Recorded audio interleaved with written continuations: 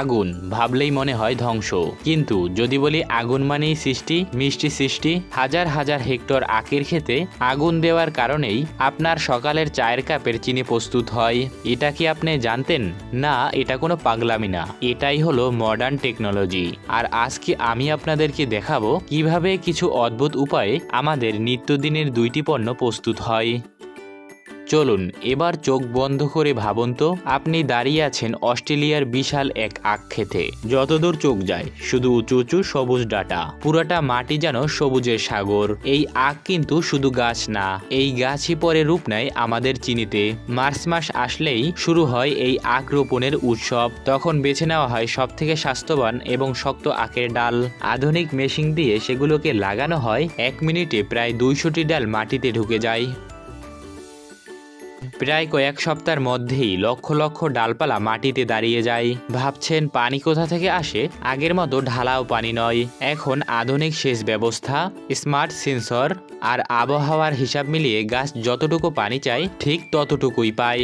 এতে একদিকে পানি বাঁচে আর অন্যদিকে গাছও ফিটফাট থাকে।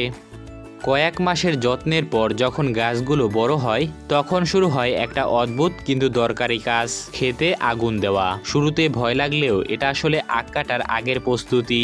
শুকনো পাতা, আগাছা আর গাছের পোকামাকড় দূর করতে আগুন জ্বালানো হয়। এতে আখ কাটা সহজ হয় এবং রসও ভালো হয়, আর মেশিনগুলো ফেঁসে যায় না। প্রতি মৌসুমে হাজার হাজার হেক্টর আখ খেতে আগুন জ্বালিয়ে দেওয়া হয় একটা প্রক্রিয়ার অংশ হিসাবে। আগুন নিভে গেলে মাঠে নামে বিশাল বিশাল কাটার মেশিন। এই যন্ত্রগুলো এমনভাবে ডিজাইন করা যে প্রতি ঘন্টায় 100 টনেরও বেশি আখ কাটতে পারে। আর শুধু কাটাই নয়, সঙ্গে সঙ্গে পাতা ঝেড়ে ভালো অংশ আলাদা করে ফেলে আর ট্রাকে তুলে দেয়। আর সেন্সর দেখে নেয় কখন কাটা সব থেকে ভালো হবে এবং কোথায় কতটুকু আখ আছে, সব একদম নিখুঁতভাবে হিসাব নিকাশ করে কাটা হয়। এরপর এই বিশাল বিশাল ট্রাকগুলো আসে, এক একটা ট্রাকে ধরে 40 টন পর্যন্ত আখ। দিনে শত শত ট্রাক ভরে চলে যায় চিনির কারখানায়। একে বলা যায় মিষ্টির মহাযাত্রার শুরু। কারখানায় প্রথমে আখগুলোকে ধুয়ে কেটে পিষে রস বের করা হয়।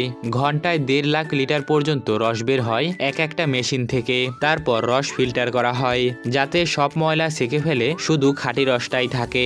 এরপর এই রস গরম করে ঘন করা হয়। পানি শুকিয়ে গেলে ধীরে ধীরে চিনির দানাগুলো জমে উঠতে শুরু করে। কয়েক ঘন্টার মধ্যেই তৈরি হয় ঝলমলে সাদা চিনি। এরপর সেটা শুকানো হয়, বাছাই করা হয় আর সবার শেষে প্যাকেট ভরে পাঠিয়ে দেওয়া হয় বাজারে। চিনির প্রতিটি দানা কিন্তু এমন অনেক ধাপ পেরিয়ে আসে, গাছ, আগুন কাটা, পিষে রস বের করা এবং গরম করে তৈরি করা, সব মিলিয়ে একদম অলৌকিক। আর এত কিছুর পরেই সেটা শোভা পায় আপনার আমার রান্নাঘরে। এবার আসি তুলোর গল্পে। আমাদের জামাকাপড় বানানো শুরু হয় এক টুকরো ছোট্ট বীজ থেকে। সেই বীজ লাগানোর আগে মাটিকে বানানো হয় একদম ঝুরঝুরে, পুষ্টিকর আর নরম। তারপর আধুনিক যন্ত্রপাতির সাহায্যে একসঙ্গে 12 সারি বীজ রোপণ করা হয়।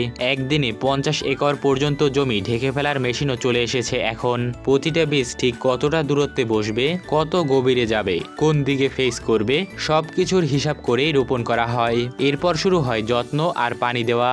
অনেক জায়গায় এখনো হাতে পাম্প করেই খাল থেকে পানি এনে গাছের গোড়ায় দেওয়া হয়। এই প্রক্রিয়া একটু ধীর হলেও মাটির গভীরে পানি ঢোকে, গাছ ঠান্ডা থাকে আর তুলোর মান হয় দারুণ। যখন ক্ষেতটা সাদা তুলায় ভরে যায় তখনই বোঝা যায় এখনই ফসল তোলার সময়। আধুনিক তুলা কাটা মেশিন নামে মাঠে, ঘন্টায় 5 হেক্টর জমির তুলো তুলতে পারে এটা। সঙ্গে সঙ্গে সেগুলোকে বিশাল বিশাল গোল বল বানিয়ে ফেলে, যার এক একটার ওজন 2000 কেজিরও বেশি। এই তুলোর বলগুলোকে পরে পাঠানো হয় কারখানায়। সেখানে প্রথমে একে পরিষ্কার করা হয়, ধুলো, ডাল, পাতা সবকিছু এখানে বাদ দেওয়া হয়। প্রতি টন কাঁচা তুলো থেকে বের হয় 350 কেজির মতো পরিষ্কার তুলা। পরিষ্কার তুলো এরপর যায় স্পিনিং মেশিনে। সেখানেই তুলোর আঁশ টেনে টেনে বানানো হয় চিকুন আর মসৃণ সুতো। এক একটা মেশিন দিনে হাজার হাজার মিটার সুতো তৈরি করে। তারপর সেই সুতোগুলোকে বাঁকানো হয়, একদম শক্ত আর টেকসই সুতা বানানো হয়, যা পরে কাপড়ে বোনা হয়। জামার রং যাই হোক না কেন, এই সাদা তুলোর স্পিনিং থেকেই শুরু হয় সবকিছু। আর অবশেষে এই তুলোর যাত্রা শেষে তৈরি হওয়া কোমল একটা কাপড় সোজা চলে যায় আপনার আলমারিতে। তো বন্ধুরা, আজ যেটা শুনলেন সেটা শুধু তথ্যই নয়, সেটা আমাদের নিত্যদিনের ব্যবহার করা দুইটি সাধারণ জিনিসের অসাধারণ গল্প। মাটির নিচ থেকে কারখানা পর্যন্ত, আর সেখান থেকে আমাদের হাত পর্যন্ত। চিনি আর কাপড় কিন্তু শুধু প্রোডাক্টই না, এগুলোর পিছনে লুকিয়ে আছে মানুষের ঘাম, সময় আর প্রযুক্তির দারুণ মিল। তাই পরের বার চায়ে যখন 1 চামচ চিনি মিশাবেন বা আপনার প্রিয় টি শার্টটা পরবেন, তখন একবার হলেও মনে করবেন এই জিনিসটা এসেছে অনেক দূর থেকে এবং অনেক যত্নে। আজকের এই ভিডিওটি যদি আপনার কাছে একটু ভালো লাগে তাহলে আমাদের ইউটিউব চ্যানেলটাকে সাবস্ক্রাইব করে আমাদের পাশেই থাকবেন।